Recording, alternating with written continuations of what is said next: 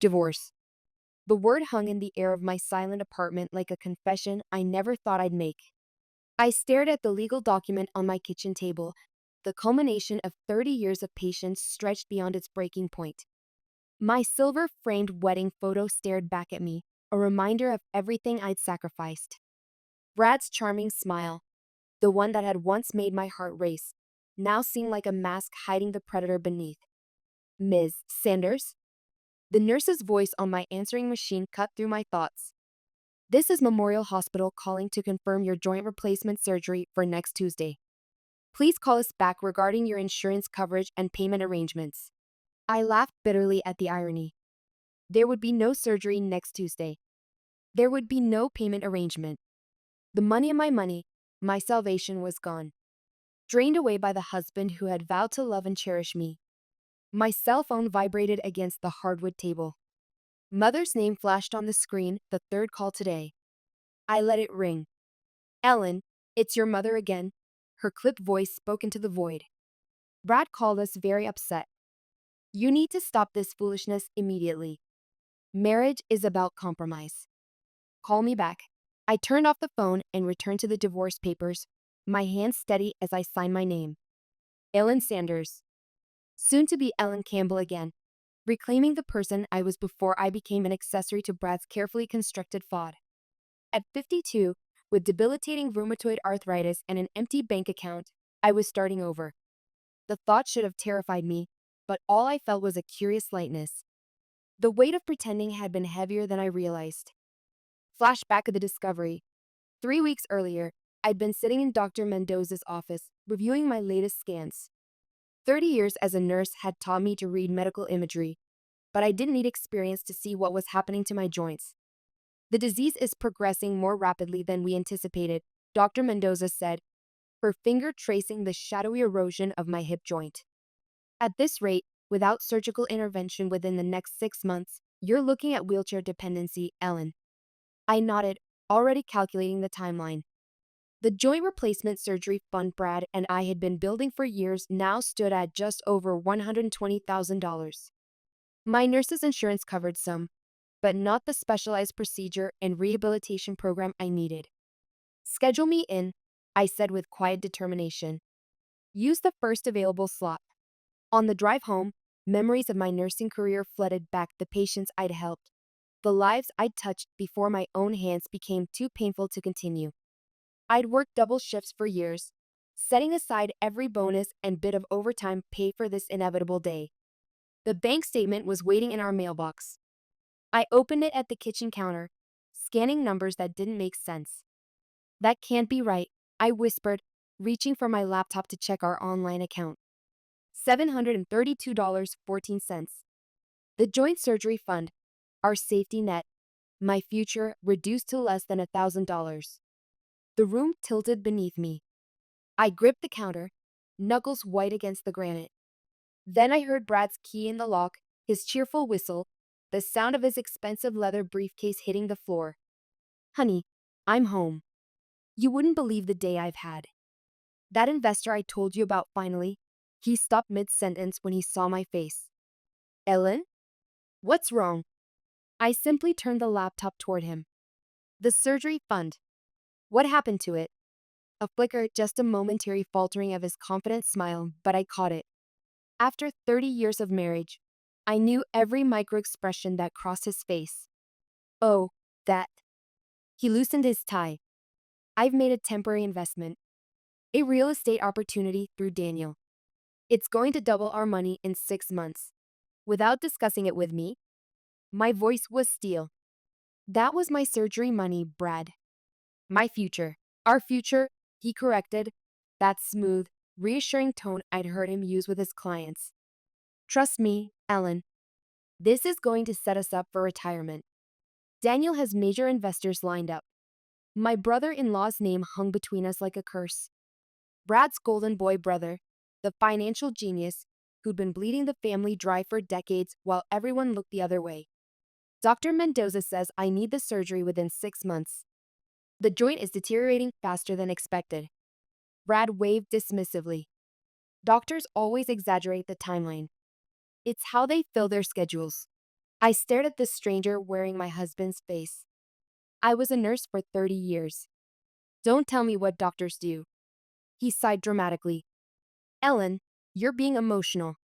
Daniel knows what he's doing. My parents already transferred their retirement fund too. We're all in this together.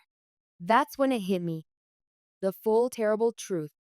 You didn't just take my surgery fund. You've been financing Daniel's schemes all along, haven't you? All those business trips, the late nights, they were with him.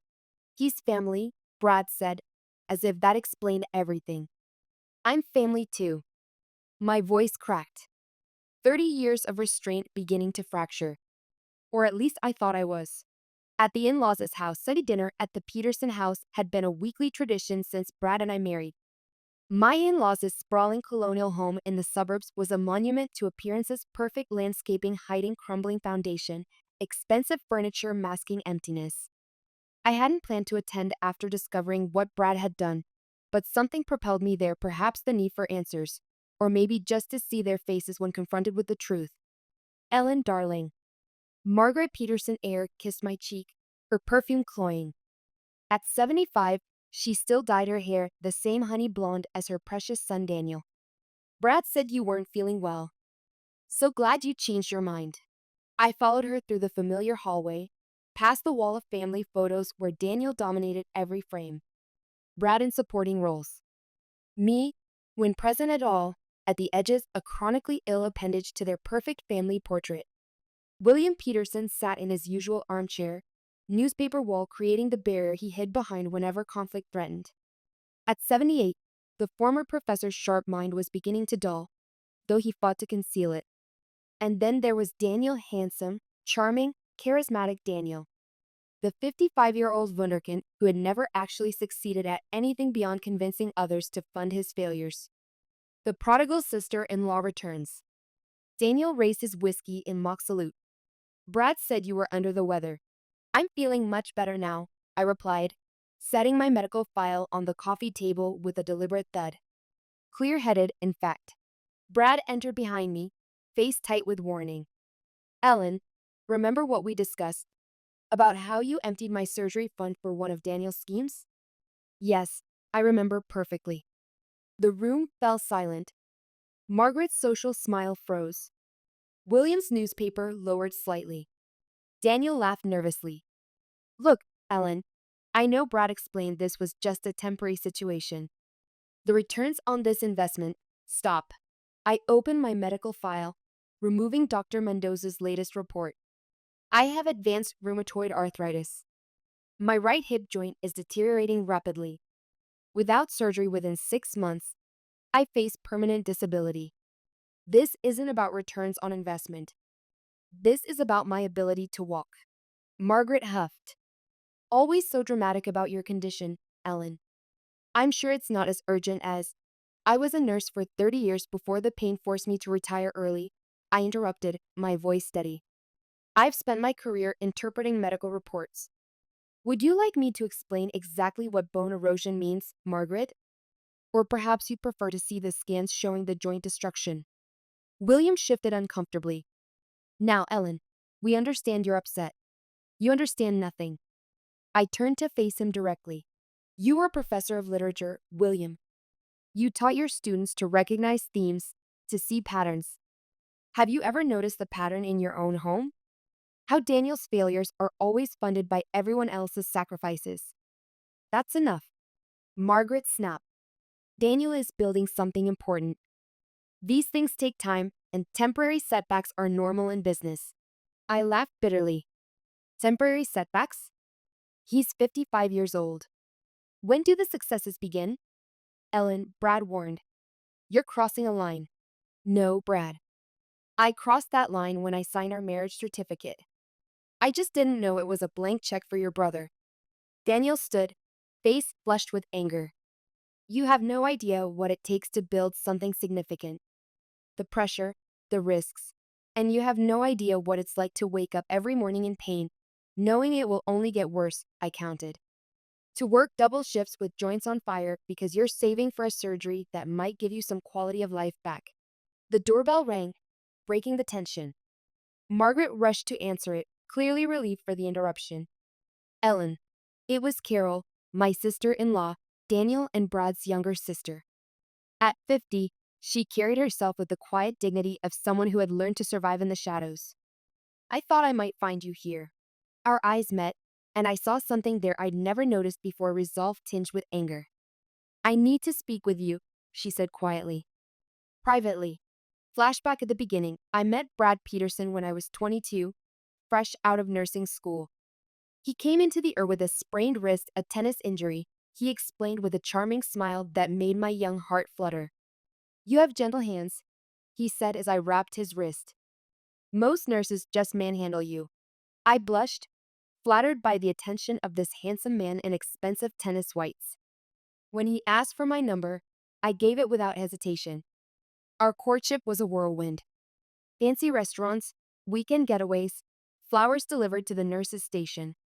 My parents, practical, hardworking people who had sacrificed everything to put me through nursing school, were cautiously impressed. He seems very polished, my father said after meeting Brad for the first time. Like his shoes cost more than our car, my mother added with a bemused smile. I was too enchanted to see the warning signs. The way Brad tensed when the bill came at dinner with my parents. How he changed the subject whenever I mentioned my modest upbringing. The forced smile when my father talked about the value of saving for rainy days. I was 24 when we married, 26 when the first symptoms appeared: fatigue, joint pain, morning stiffness. The diagnosis came shortly after: rheumatoid arthritis, an aggressive form. We'll face this together, Brad promised, holding my hand in the rheumatologist's office. And for a while, he kept that promise. He researched treatments, accompanied me to appointments, held me through nights when the pain was unbearable. It was Daniel who began to change things. Fresh from his second divorce and another failed business venture, he moved back to town and became a fixture in our lives. Brad, you've got to get in on this, he'd say over dinner at our house. The returns are incredible. Once in a lifetime opportunity. Gradually, Brad's focus shifted. Our conversations about treatment options became discussions about Daniel's latest venture. The money we'd been saving for my eventual surgery needs began to temporarily fund Daniel's schemes. It's family, Brad would say whenever I questioned these decisions. We have to support each other. I didn't realize then that in the Peterson family hierarchy, some family members mattered more than others. Carol's revelation: Carol drove us to a small cafe several miles from her parents' house. We sat in a corner booth, away from other patrons, two middle-aged women with the same weary look in our eyes. You found out about the money, she said. It wasn't a question. I nodded. My surgery fund. Over $100,000 gone. For one of Daniel's investments, Carol didn't seem surprised. She opened her purse and pulled out a USB drive, placing it between us like evidence at a trial. 25 years ago, I received a full scholarship to the Rhode Island School of Design, she said, her voice steady but distant. It was my dream to study fine arts, to become an illustrator. 2 weeks before I was supposed to leave, I discovered that my tuition payment hadn't been processed. She twisted her coffee cup, staring into the dark liquid. When I called the financial aid office, they told me the bank transfer had been canceled. When I checked my account, the money in nearly $40,000 in scholarship funds was gone. My stomach clenched, already knowing where this story was heading. Daniel? He convinced my parents to give him temporary access to my accounts just to help manage the scholarship funds, they said. He swore he'd just borrowed it for a sure-thing investment and would replace it before I ever noticed. The familiar pattern made me feel sick. What happened? My parents paid back what they could, but it wasn't enough. They begged me to defer enrollment for a year, then another year. Eventually, the scholarship expired. I became a high school art teacher instead. She pushed the USB drive toward me. I've been keeping records ever since. Bank statements, recorded conversations, emails. Every time Daniel has taken money from family members. Every time our parents have covered for him. I stared at the small device. Why are you showing me this now? Because I saw your face at dinner tonight. It was the same face I had 25 years ago when I realized what family really meant to them. She reached across the table, her hand covering mine. And because I'm tired of pretending we're the crazy ones for expecting basic respect, what do you suggest we do with this? Carol's eyes hardened. Daniel isn't just taking from family anymore. He's defrauding actual investors. One of them, Marcus Hamilton, has been asking questions. Daniel's ex-partner, Nancy Cohen, has been gathering evidence too. You've been in contact with them?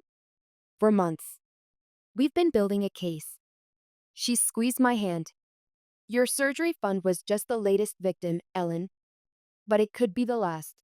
The decision, back in my apartment, I plugged Carol's USB drive into my laptop. Files appeared, organized by date, a meticulous record of betrayals spanning decades. 2001, Daniel's first real estate scheme. William and Margaret's retirement accounts tapped. 2006, Carol's art school funds diverted. 2012, Brad and Daniel's import business funded by a second mortgage on our house. 2018, my first surgery postponed when funds mysteriously needed to cover temporary business expenses. And now, 2024, my final chance at mobility vanishing into Daniel's latest fraud. My phone rang. Rebecca Chen, my friend from the chronic pain support group. Ellen? Carol called me. Are you okay? No, I admitted. But I think I'm about to be. She mentioned Nancy Cohen wants to meet with you. Nancy's been building a case against Daniel for years. I stared at the documents on my screen. Set it up.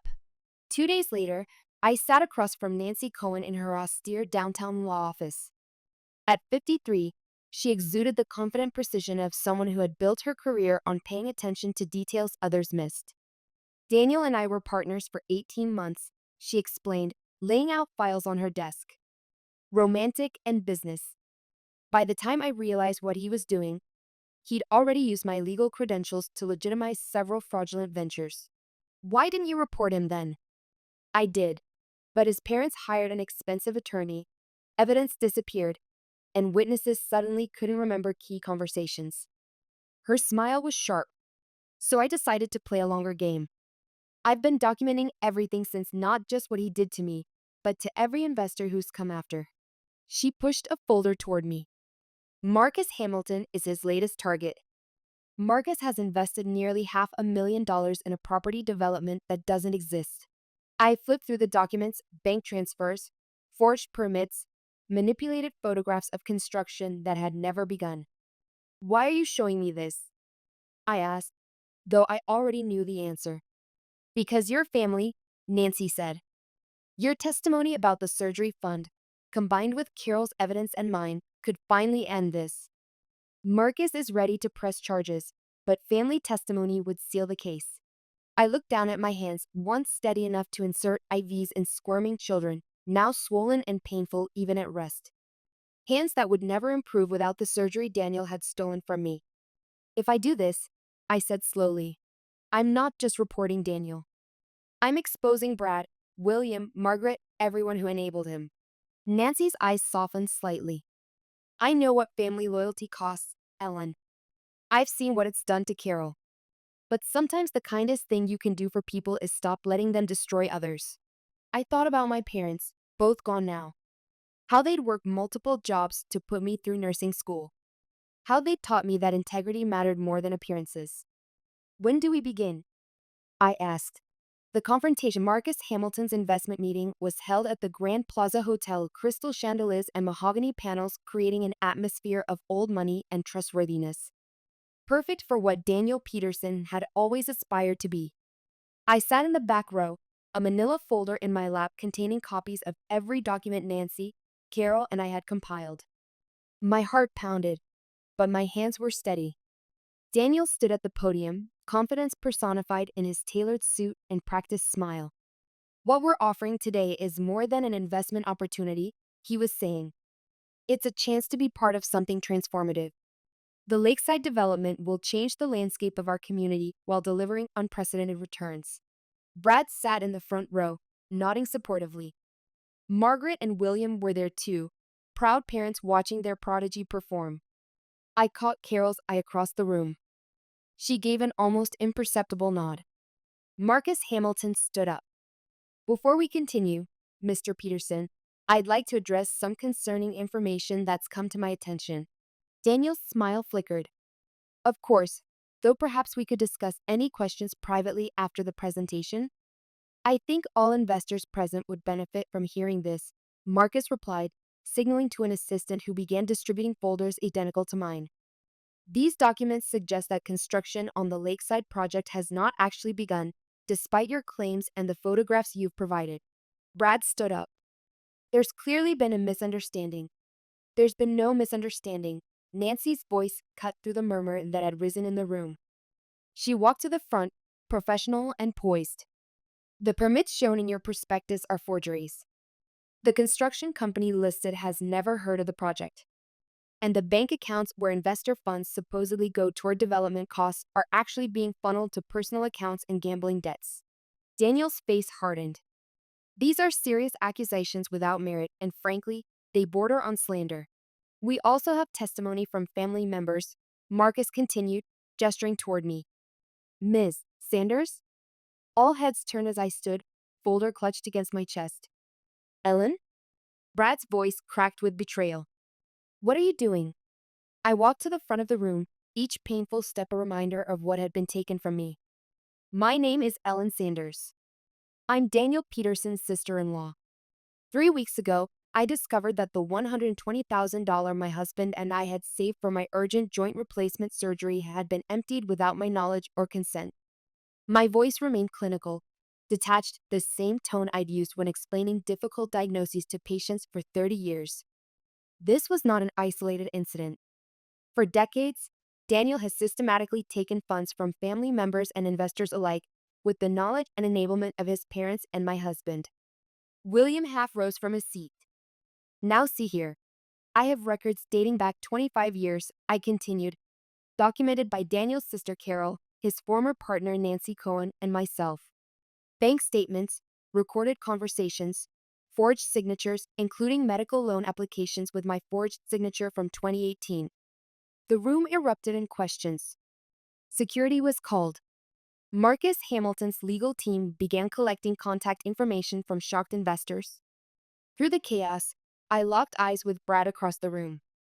The betrayal in his expression mirrored what I had felt 3 weeks earlier at our kitchen counter. How could you? He mouthed. I simply turned away. Some questions don't deserve answers. Fallout, the weeks that followed passed in a blur of legal meetings, police interviews, and painful silence from what had once been my family.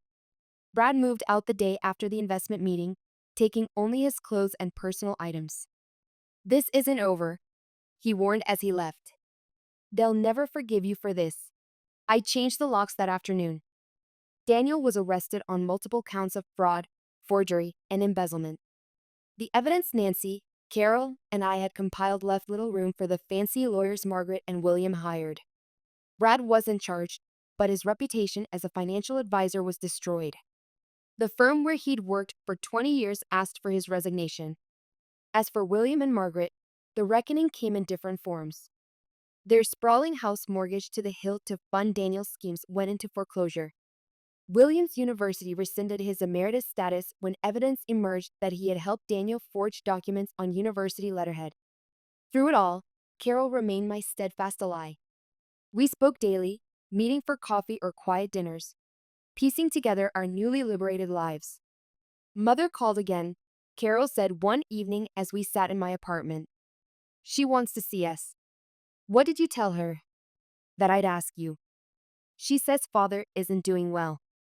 I set down my teacup. Define, not doing well, Carol sighed. The stress of everything. It seems to have accelerated his cognitive decline. She's noticed memory issues, confusion. He got lost driving to the grocery store yesterday. Something twisted in my chest, the nerves still alive beneath my anger. Does he have a diagnosis? Not officially. Mother's in denial, of course. But from what she described, Carol trailed off. Early stage dementia, I finished for her. 30 years of nursing had taught me the signs. They're staying with my aunt temporarily. Mother wants us to visit. Carol watched me carefully. We don't have to. I stared out the window, thinking of William, the professor who had once dazzled students with his encyclopedic knowledge of Shakespeare, reduced now to forgetting the way to familiar places. I'll think about it, I said finally. A week later, I found myself driving to Carol's aunt's suburban house, a modest ranch-style home that must have felt like a prison to Margaret after their sprawling colonial. Carol met me in the driveway. "Thank you for coming," she said, embracing me. "I wasn't sure you would." "Neither was I admitted. Margaret opened the door before we could knock. At 75, she'd always maintained an immaculate appearance, perfectly colored hair, tasteful makeup, elegant clothes. The woman who greeted us looked diminished, her hair showing gray roots, her face bare of cosmetics. "Ellen." "Carol." She stepped aside. "Thank you for coming."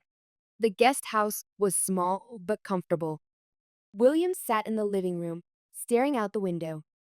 "William," I said gently, "it's Ellen." He turned, confusion clouding his eyes before recognition dawned. "Ellen, my dear, when did you arrive? Are you joining us for the faculty dinner?" Margaret made a small, pained sound. "There's no faculty dinner, William. You've retired, remember?" His face fell. "Yes, of course. Silly of me." He looked at me again. "You're Brad's wife, aren't you? Such a lovely match." He always needed someone steady. I exchanged glances with Carol. "Yes, William. I was Brad's wife." "Was." His brow furrowed. "Has something happened?" Before I could answer, William stood suddenly. "I almost forgot. I have something for you. Wait here." He shuffled to a hallway closet, rummaging through boxes until he found what he sought, an old portfolio case covered in dust. "Here," he said, presenting it to me with trembling hands. "I've been meaning to give this back. Never seemed to be the right time." I opened the case, breath catching in my throat. Inside were drawings, dozens of them. Childish sketches of nurses in capes, watercolor paintings of hospital scenes, colored pencil portraits of patients. My artwork from nursing school, each signed in my careful hand. "I saved them all," William said proudly. "Margaret thought I should throw them away, said they were cluttering up my office. But I couldn't. Such talent, such compassion in every line." I looked up, tears blurring my vision. "You kept these? All this time?" William nodded. "Of course.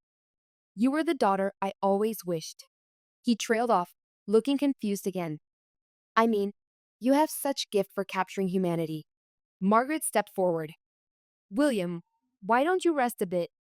It's almost time for your medication." After settling him in the bedroom, Margaret returned, looking exhausted. "He has good days and bad days. The doctor says it will only progress."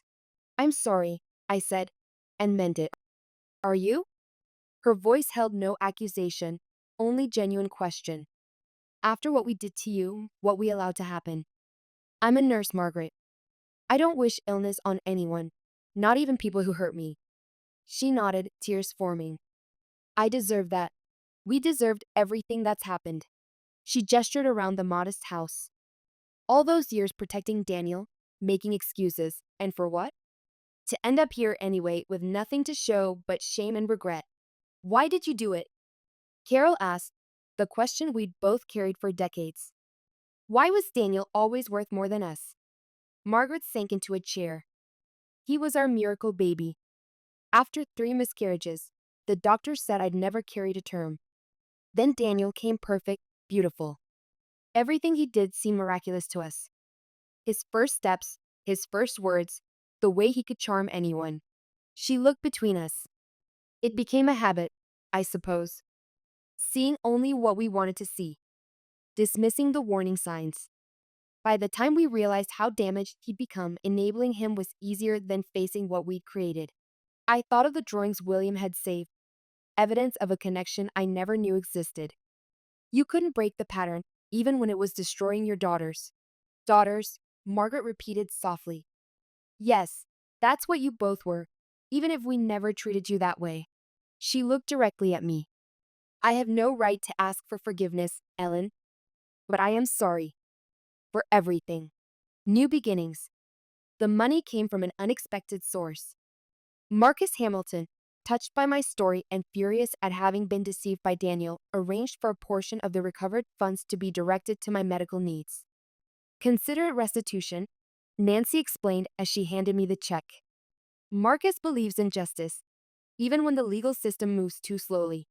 The surgery was scheduled for June, a full hip replacement with a specialist I'd been consulting for years. The procedure went smoothly, though recovery would be long and painful. Carol visited daily during my hospital stay, bringing books, magazines, and quiet companionship. Rebecca coordinated a meal train among our support group friends. Nancy kept me updated on the legal proceedings. Daniel had accepted a plea deal, 5 years with possibility of parole. Brad called once, leaving a voicemail I deleted without listening to. Some bridges aren't meant to be rebuilt. 6 months later, I stood in my new apartment, a ground floor unit with wide doorways and accessible features. My cane leaned against the wall, used less frequently as my recovery progressed. To new beginnings, Carol raised her glass of sparkling cider. Nancy, Rebecca, and I joined the toast.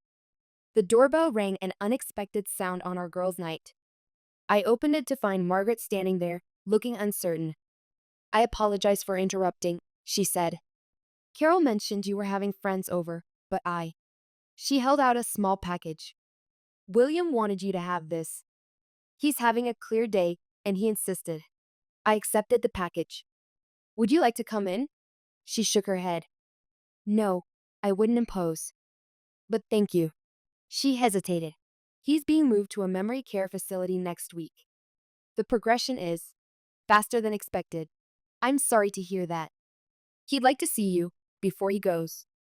"Only if you're willing, of course." I studied this diminished woman, no longer the intimidating matriarch who had dismissed my pain and enabled my exploitation. "I'll visit tomorrow," I promised. After she left, I opened the package.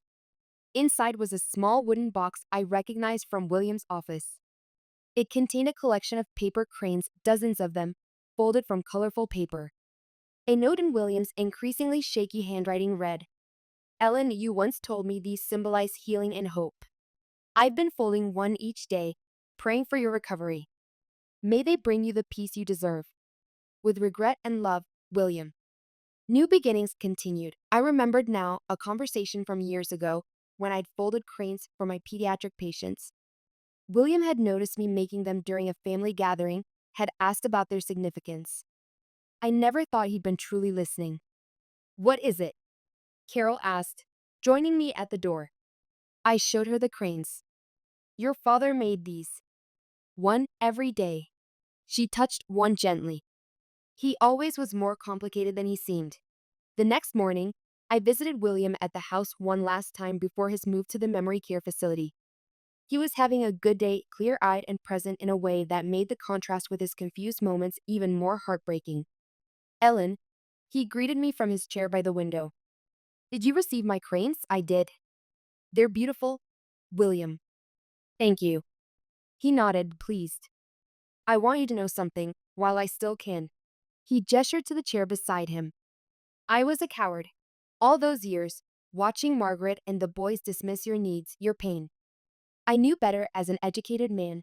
I understood what rheumatoid arthritis meant. I read the medical journals, followed your case." His hands trembled slightly as he reached for mine.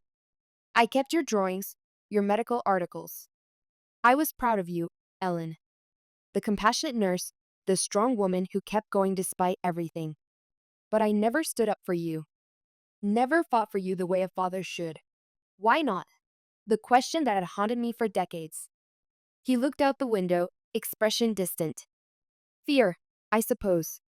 Fear of disrupting the family myth we'd created. Fear of Margaret's disapproval. Fear of admitting we'd failed with Daniel." He turned back to me. "The irony is, in trying to preserve what we had, I lost what mattered most."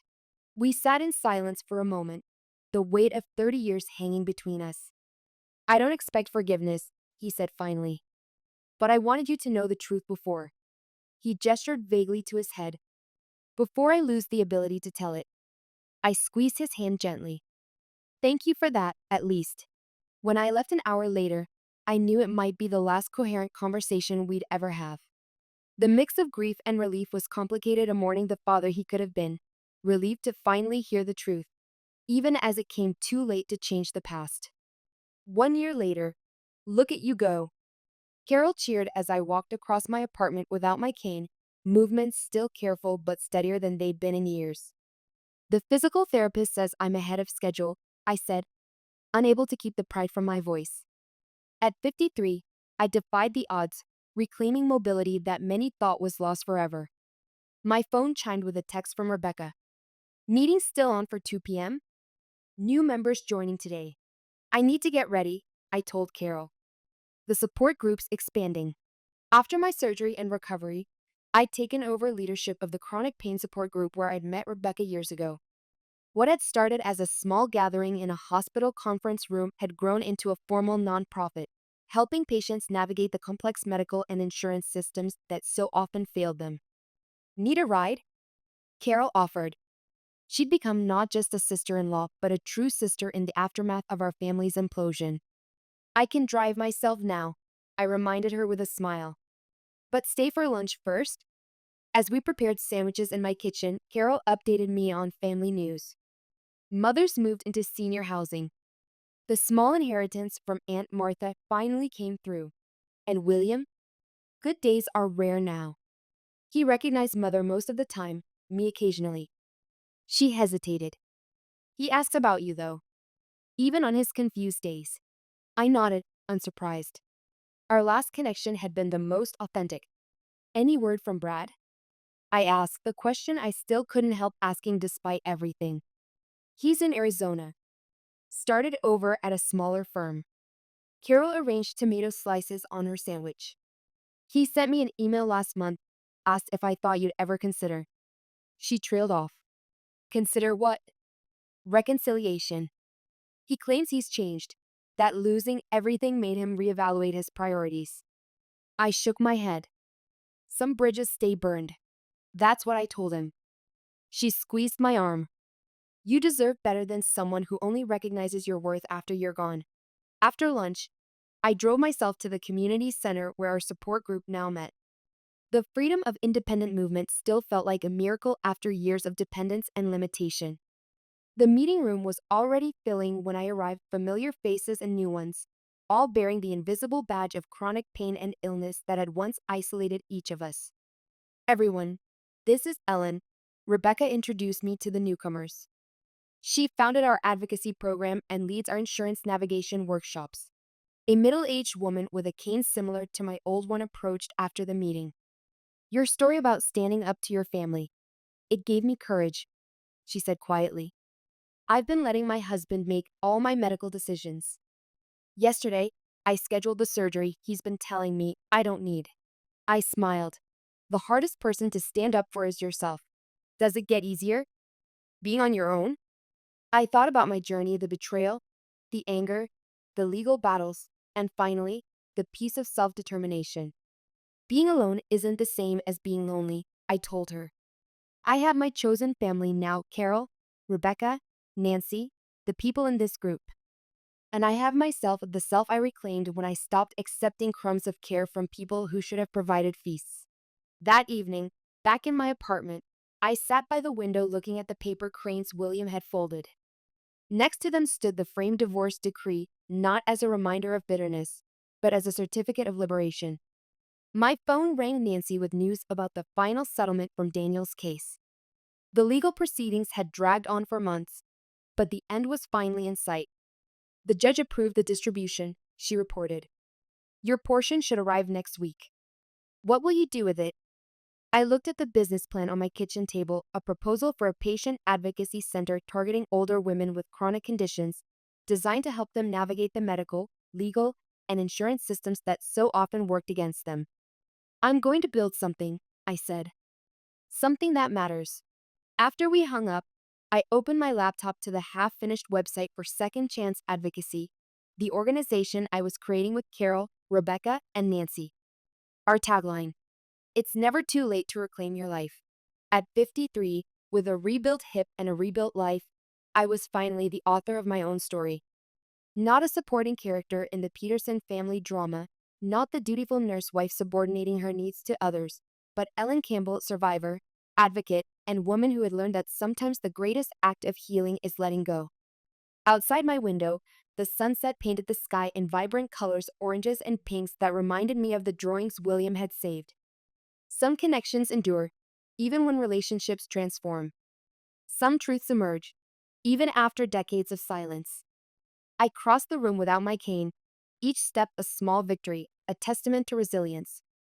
In the kitchen, I prepared my evening tea, following the careful routine that had sustained me through the darkest days of recovery. The divorce had been finalized exactly 1 year ago today. I raised my teacup in a silent toast to the woman I had become, and not despite the pain, but because of how I had responded to it. The betrayal had broken me open, but what grew from those cracks was stronger, truer, and finally, gloriously free.